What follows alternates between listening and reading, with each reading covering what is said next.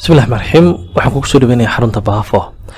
laba qofood oo macaamil oo sila socda ayaa waxay imaadeen maqaayada hal miis ayay fadhiisteen waxay dalbadeen laba saxan oo bariis ah iyo hal cabitaan oo bibsi ah mid ka yar marka waa loo adeegay waa loo shaqeeyay waxoodii dhameysteen kaashiirka ayay imaadeen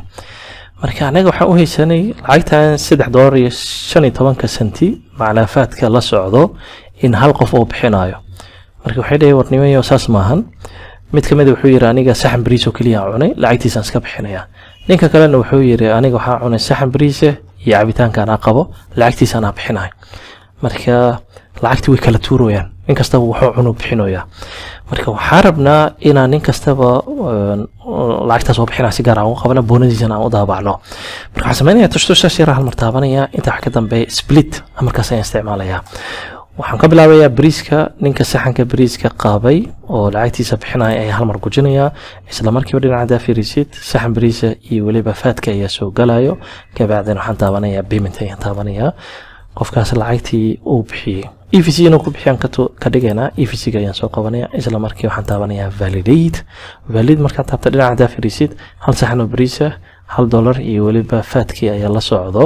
marka hal dhibic wershan inuu tuuray aheed waana tuuriyay وانا كقبنا لعقتي marka hadii loo daabacayo warqadiisa si toos ah loogu daabacaya qofkii kale ee saxanka bariiska iyo cabitaanka qabay bibsiga ayaan u soo laabanayna continue ayaan taabanaya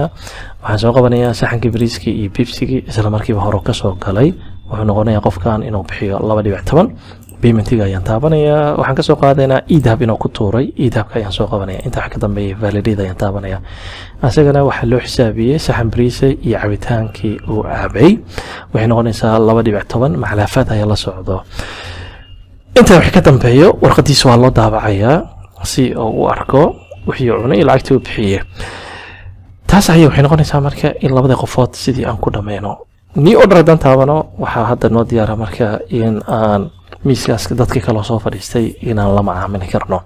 marka qaabkaas ay noqonaysaa qaabka loo kala qaybinayo orderka markii dad badan hal meel amba hal miis ay fadhiistaan kadibna lacagaha ay kala bixinayaan inkasta intuu cuno u bixinayo